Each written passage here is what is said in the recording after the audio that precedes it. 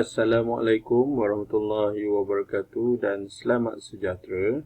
Bertemu kita sekali lagi dalam tutorial menjawab soalan buku teks untuk matematik tahun 5. Jadi pada hari ini kita akan menyelesaikan soalan selesaikan masalah untuk tajuk masa dan waktu.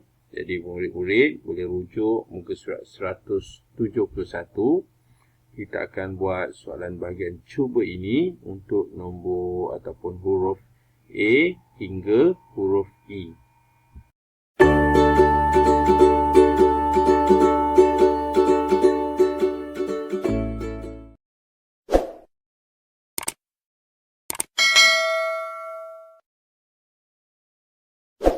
Okey, selesaikan masalah yang berikut. Tempoh Puan Aminah menyediakan bahan dan memasak bubur kacang merah adalah seperti gambar yang ditunjukkan. Kat sini ada gambar merendam kacang merah, dia mengambil masa 1-2/3 jam. Manakala memasak 50 minit. Okey, itu ialah makluman yang diberi ataupun ayat penyata yang diberi. Okey, soalan dia, berapakah jumlah tempoh? Okay, so kata kunci kat sini, berapakah jumlah tempoh dalam jam dan minit? Okey, bagi dia menyiapkan hidangan itu. Maksudnya kat sini, bila jumlah kedua-duanya, kita merujuk kepada operasi apa? Operasi tambah. Kita akan tambahkan kedua-duanya. Okey, kita akan tambahkan. Tinggal lagi masalah kat sini 1-2/3 jam ini kita tak tahu berapa jam dan minit. So kita akan tukarkan 1-2/3 jam ini kepada jam dan minit. Jadi kita perlukan satu penyataan, iaitu kita kena tahu 1 jam bersamaan 60 minit. Okay, so kita kira dulu yang pertama, merendam kacang merah. Jadi macam mana cara dia? Kita akan 30 minit sorry 60 minit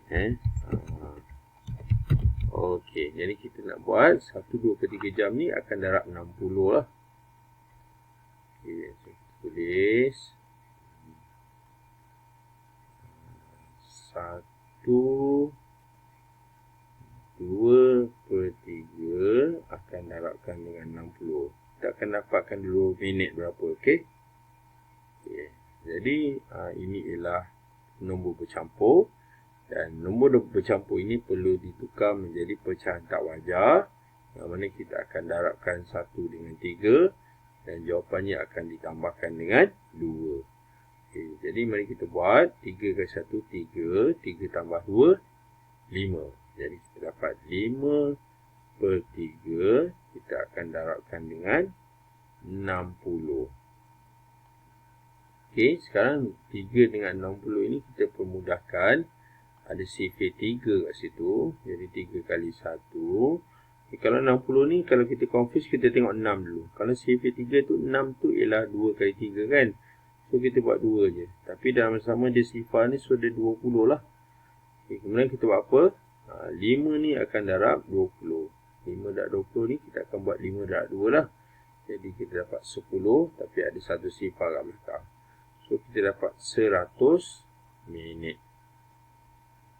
Okey, inilah masa yang digunakan untuk merendam kacang merah. Kita tukar dalam minit dulu. Okey, kemudian kat sini memasak 50 minit. Jadi kita akan tambahkan dulu 100 minit dengan 50 minit. Okay, so kita buat 100 minit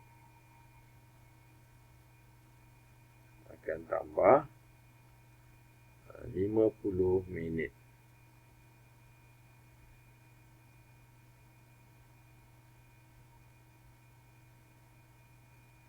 Okay, so kita dapat berapa? Sifar 5 dan 1. So kita dapat jawapan dia 150 minit. Tetapi soalan nak berapa jam. Jadi dalam 150 minit ni berapa jam sebenarnya So, kita bahagi 60 sebab kita nak tukar kepada jam. Dan baki itu baru dikatakan minit. So, kita bahagilah. 150 bahagikan dengan 60. Kita akan bahagikan 150 dengan 60. So, sifir 60. Tengok. So, kita dapat apa? 60. Lepas tu 120 dan 180. Jadi 120 lah. So berapa? 2 lah. Jadi kita akan buat 2. Jadi 120 dan kita tolak.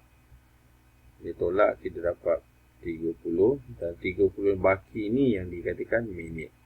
Dan 2 ini 2 apa? Sudah mencapai 2 jam. Jadi untuk soalan A ni, berapakah jumlah tempoh dalam jam dan minit? Jadi kita dapat jawapannya 2 jam 30 minit.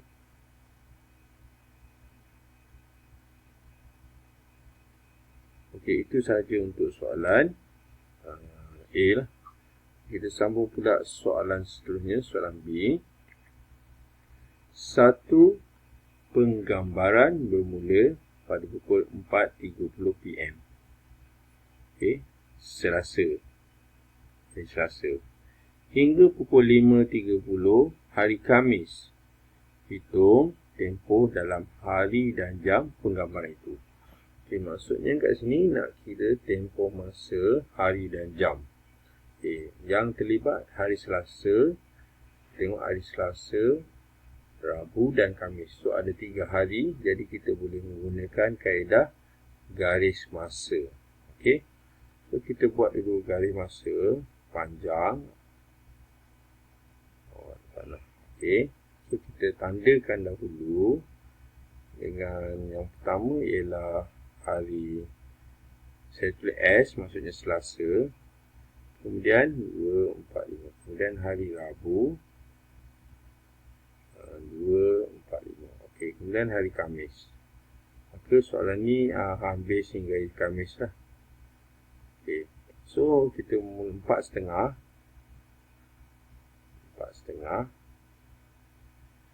PM lah ni Kemudian sehingga 4.30 hari Rabu, kita dah dapat berapa hari? Kita dapat 1 hari. Okey. Kemudian 4.30 hari Rabu hingga 4.30 hari Khamis. Juga kita dapat 1 hari. Okey. Tinggal lagi kita tengok hari Khamis tu dia habis 5.30. Okey. 5.30. Sedangkan kita kira sampai 4.30. So 4.30 ke 5.30, dia ada satu lagi kat sini, iaitu satu apa? Dia ada 1 jam. Okey, jadi bila kita nak menjawab soalan ni, hitung tempoh dalam hari dan jam. Jadi kita dapatlah 1 dan 1. So kita dapat jawapannya iaitu 2. 2 apa? 2 hari. Lepas tu 1 jam. Okey, itu sahaja untuk soalan B. Kita sambung lagi soalan seterusnya, soalan C. Sebuah sekolah telah mengadakan kempen anti dadah. Okey, ulang balik. Sebuah sekolah telah mengadakan kempen anti dadah seperti yang ditunjukkan dalam gambar. Okay, dalam gambar ni dia bermula 3 Februari hingga 6 Mac 2020. Okey. So soalan dia kata hitung tempoh dalam hari kempen tersebut. Okey, maksudnya dia nak bilangan hari untuk 2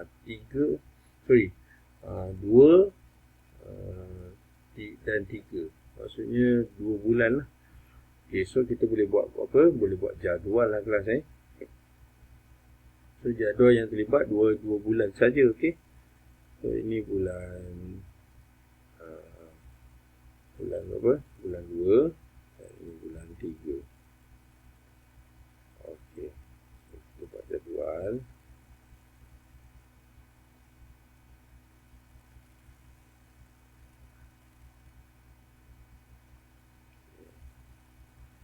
Kita namakan dia, ini bulan bulan 2 dan ni bulan 3. Sekarang kita tengok dia habis pada 6 Mac. So memang 6 hari lah. Kita tulis sini 1, 2, 3, 4, 5, 6. So memang 6 hari lah. Sekarang kita nak kira bulan 2 pula. Bulan 2 dia bermula pada 3. Kita kena senaraikan 3 hingga hujung bulan tahun 2020 bulan Februari. Okey, harus ingat tahun 2020 ini tahun lompat ataupun tahun biasa. So dia ialah tahun lompat. Kenapa cikgu tahu tahun lompat? Sebab kita bahagikan 20, kita akan bahagikan dengan 4.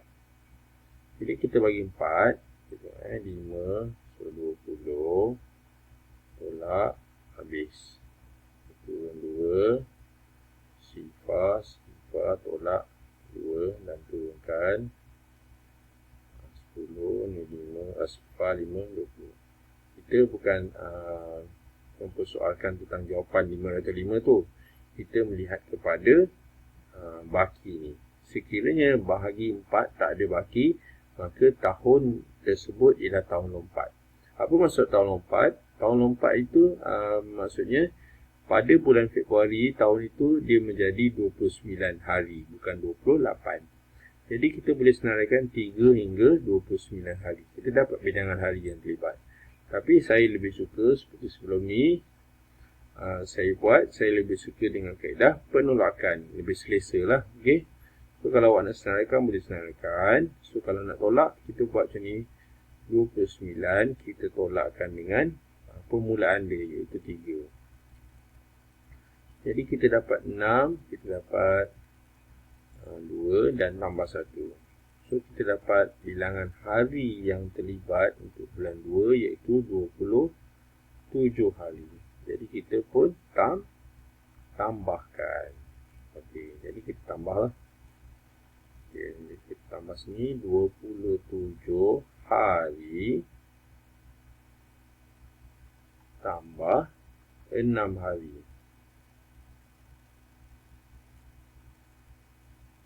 Kita dapat 6 tambah 7, 13. 2 tambah 1, 3. Jadi kita dapat bilangan hari untuk 3 Februari hingga 6 Mac iaitu 33 hari. Okey, kita dah menjawab soalan C. Okay, kita sambung pula soalan seterusnya, soalan B. Kat sini ada jadual bangunan bersejarah dan usia pada tahun 2020. Kita tengok yang pertama, Masjid Jamek Kuala Lumpur 1.13 abad. Muzium Diraja 92 tahun. Manakala Menara Condong Teluk Intan 1.35 abad. Jadi berdasarkan jadual usia bangunan bersejarah di atas, okey, kita tengok soalan pertama. Soalan pertama dia nak apa? Hitung beza. Okey, so kata kunci kat sini beza. Hitung beza. Ingat, beza itu ialah perbezaan, jadi kita kena tolak. Okey. Jadi kita akan tolak dalam abad antara Masjid Jamek Kuala Lumpur, Masjid Jamek dengan Menara Condong. Okay, ini nak dalam abad. Okay, kita tengok dulu yang pertama, iaitu Masjid Jamek. Adakah dalam abad? Dia dalam abad. Kemudian Menara Condong dalam abad juga? Dia dalam abad. Jadi kita boleh buat penolakan terus. Sebab apa? Sebab kedua-dua unit masa ini dalam unit yang sama, iaitu abad. Tinggal lagi kita nak tolak siapa, Jadi kita tengok nombor besar lah. Okay, jadi kalau tengok sini, Masjid Menara Condong ini lebih lama usianya. So kita akan letak di atas. So kita buat 1.35 abad. Kita akan tolak 1.13 abad. Okey, kita tolak saja. Kita dapat berapa? 5 tolak 3, 2. 3 tolak 1, 2. Lepas tu 1 tolak 1, sifar. Jadi kita dapat perbezaan kedua-dua bangunan ini, iaitu sifar perpuluhan 22 abad. Okay, kita dah menjawab soalan I ni ataupun satu Roman. Kita sambung pula soalan yang kedua Roman. Berapakah lebihnya usia dalam tahun bagi bangunan paling lama berbanding paling baharu? Okay, jadi kalau kita tengok sini, kita nak banding macam mana sedangkan unitnya berbeza. Jadi kita tak ada pengukur. Jadi cadangan saya, Masjid Jami' Kuala Lumpur dan juga Teluk Intan ini perlu ditukar menjadi tahun. Bila kita tukar jadi tahun, kita tahulah perbandingan antara tiga-tiga ni. Okey, so kita kena tahu dulu penukaran unit. Okay, jadi kita kena tak bagi tahu 1 abad ni. So 1 abad bersamaan 100 tahun. Jadi kita nak tukar dulu 1.13 abad. Berapa tahun, okey? Okey, kita buat dulu yang pertama. Okey. 1.13 kita akan darabkan dengan 100. Jadi kita akan gerakkan berapa kali? 2 kali. So 1, 2. Jadi kita mendapat 113 tahun. Maksudnya 113 tahun untuk Masjid Jami'. Okay, so saya tulis short form kat sini, iaitu ini ialah Masjid Jami'. Okay, kemudian kita akan kira pula Menara Condong 1.35 abad. So 1.35 kena darab juga dengan 100.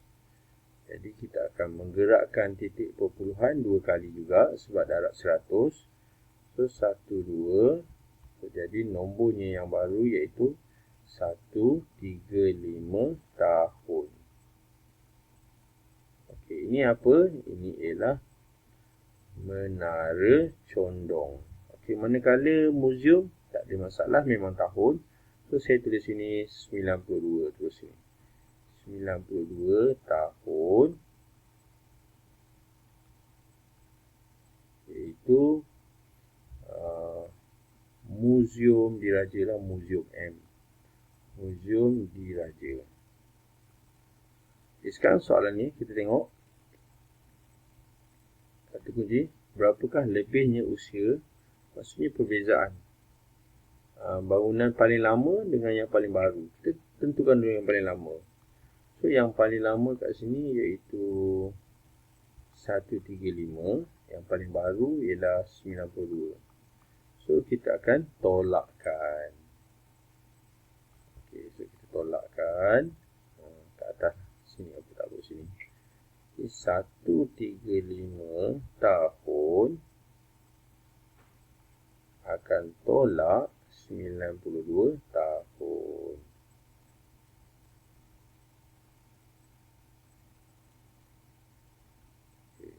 Kita tolak. Okey, 5 tolak 2, 3, 13. Okey, ini kita 13, 9, 10, 11, 12, 13, 4. Okey, kita dah menjawab soalan nombor D, 2 Roman. Berapakah lebihnya usia bangunan lama dengan yang paling baharu? So, lebihnya ialah 43 tahun.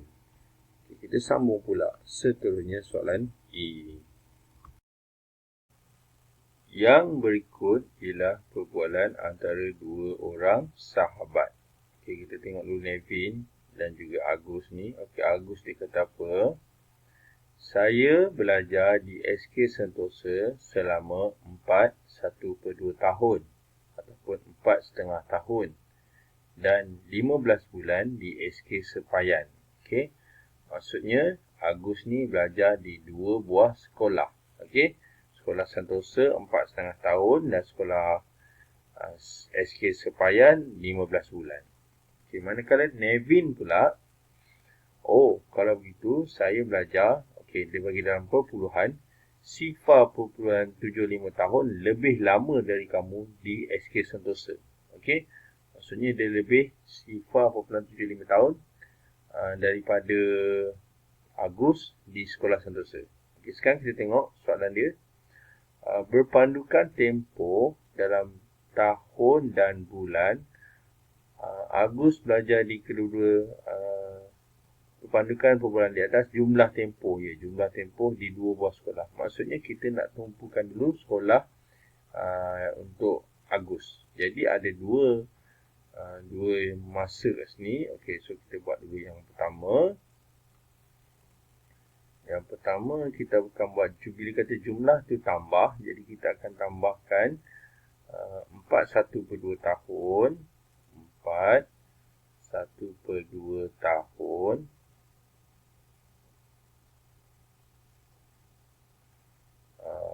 lepas tu 15 bulan.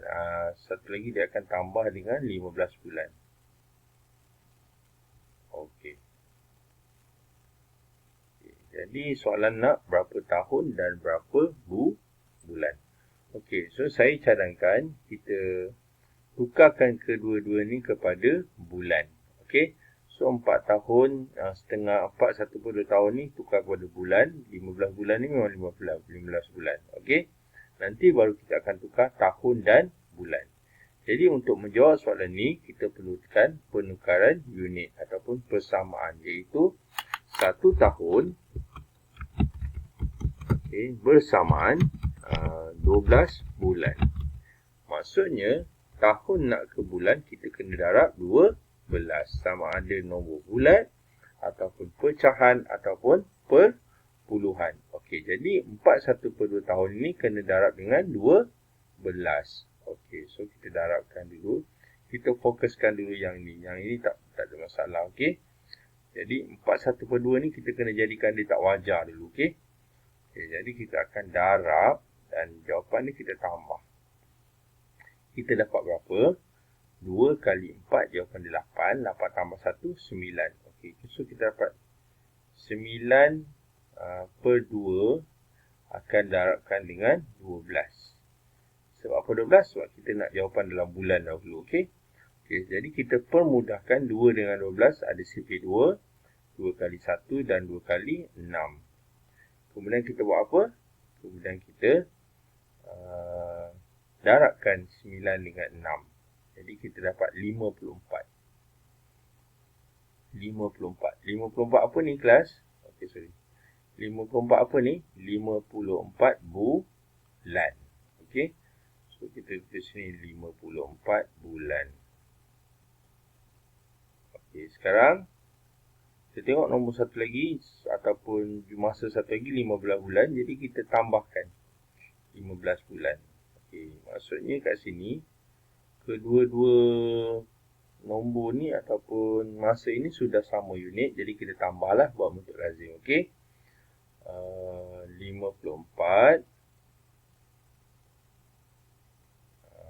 tambah 15 bulan lah. Jadi kita dapat berapa? 9 dan 69. Jadi ini 69 bulan. Okey, kemudian kita tengok sini, soalan nak berapa tahun dan berapa bulan. Maka 69 bulan ini kalau kita nak tukar kepada tahun, kita akan bagi 12. Jadi kita akan buat 69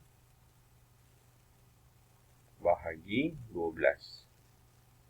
Okey, sifir 12, kita perlukan sifir 12. So, yang hampir dengan 69, so kita tulis ni 12, lepas tu 24, tu 36, 48, dan 60, kemudian 72. Maka yang hampir kat sini iaitu 60 lah. Jadi 60 ni berapa? 1, 2, 3, 4, 5. So, kita dapat 5. Jadi, kita tolakkan dengan 60 dan dapat 9.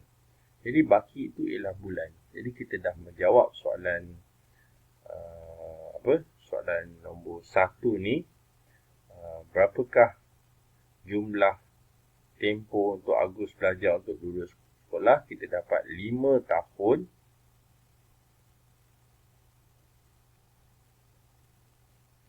Kemudian 9 bulan.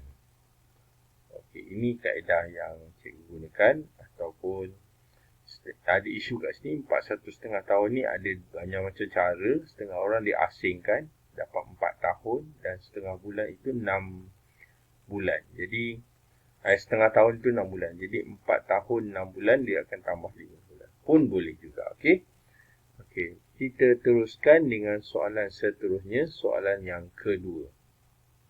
Soalan kedua ataupun E2, cari tempoh dalam bulan.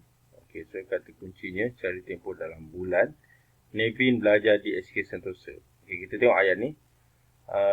Kalau begitu, saya belajar sifar 0.75 tahun lebih.